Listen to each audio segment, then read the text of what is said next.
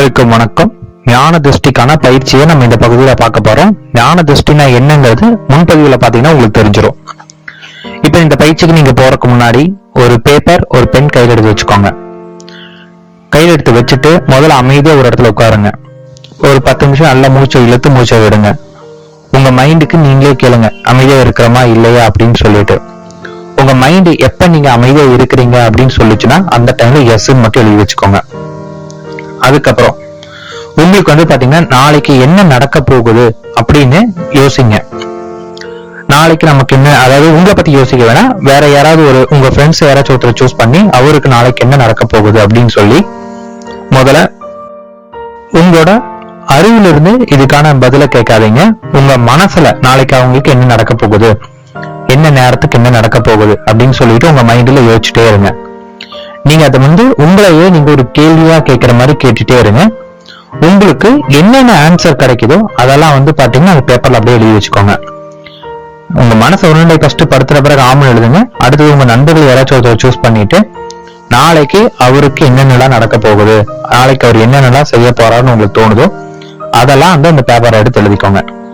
எக்காரணத்தை கொண்டும் ரொம்ப ரிஸ்கான விஷயங்கள், இந்த விபத்து, மரணம், இல்ல ஏதாச்சும் வெளியூர் பயணம், இந்த மாதிரி ரிஸ்கான மேட்டரை பத்தி எதையுமே யோசிக்காம ஒரு விளையாட்டா இந்த பயிற்சி பண்ணுங்க.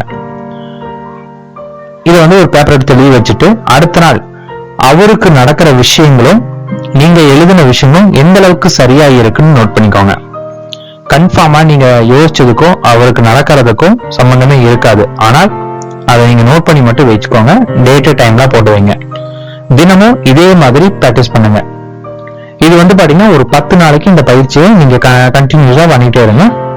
11வது நாளுக்குள்ளாவே உங்களுக்கு பாத்தீங்கன்னா உங்களுக்கு நீங்க இந்த பண்ண பிராக்டிஸ்ல ஒரு சின்ன முன்னேற்றம் தெரியும். ரொம்பவும் இருக்காது, ரொம்ப சின்ன ஒரு மைனூட் அளவுக்கு நீங்க பண்ண பிராக்டிஸ்ல உங்களுக்கு இம்ப்ரூவ்மெண்ட் தெரியும். அதாவது நீங்க உங்க மைண்டுக்கு நாளைக்கு உங்களுக்கு என்ன நடக்க போகுது நீங்க நினைக்கிறீங்களோ அது சரியா நடந்திருக்கும். அது பாத்தீங்கன்னா ஒரு 100க்கு ஒரு 10 to 15% கரெக்டா நடந்திருக்கும். இப்படி உங்களுக்கு சரியா நடந்துச்சுன்னா ஒரு 10 நாளுக்கு அப்புறம் அடுத்த பயிற்சிக்கு நீங்க போகலாம். அடுத்து நீங்க என்ன பயிற்சி பண்ணலாம்னு கேட்டீங்கன்னா, உங்க மைண்டுக்கு ஏதாவது ஒரு 2 கலரை சூஸ் பண்ணுங்க. ஃபார் எக்ஸாம்பிள் ஆம் அப்படின்னு இருந்துச்சுன்னா பச்சை கலராகவும், இல்லை அப்படின்னு வந்துச்சுன்னா ரெட் கலராகவும் சூஸ் பண்ணிக்கோங்க. உங்க மனசுல ஒரு கம்ப்யூட்டர் போல உங்களுக்கு நீங்களே ப்ரோக்ராம் பண்ணிக்கோங்க.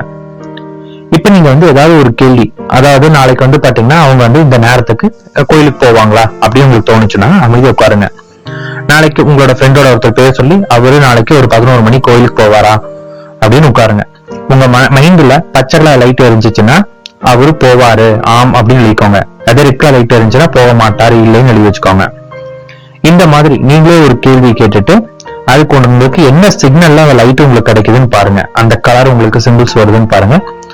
அந்த கலர் பாத்தீங்கன்னா உங்களுக்கு சரியா வருதான்னு பாருங்க. நீங்க முன்னாடி ஒரு 10 நாள் பிராக்டிஸ் பண்ணிருப்பீங்க. இந்த பயிற்சிக்கு வரும்போது உங்களோட இம்ப்ரூவ்மெண்ட் கன்ஃபார்மா பாத்தீங்கன்னா முதல் நாளே ஒரு 1% உங்களுக்கு இன்க்ரீஸ் ஆகிற மாதிரி இருக்கும். இந்த பயிற்சியை ஒரு 10 நாளைக்கு இதை பிராக்டிஸ் பண்ணிக்கோங்க. அந்த முதல் பயிற்சி ஒரு 10 நாள், 2வது பயிற்சி அதுல இருந்து அடுத்த 10 நாளைக்கு நீங்க பண்ற மாதிரி பாருங்க. இந்த பயிற்சியில 1 அந்த கலர் மட்டும் விசுவலைசேஷன் பண்ணிக்கோங்க, ஒரு லைட் மாதிரி. இப்ப நம்ம அடுத்த பயிற்சி என்னங்கிறத பத்தி பார்க்கலாம்.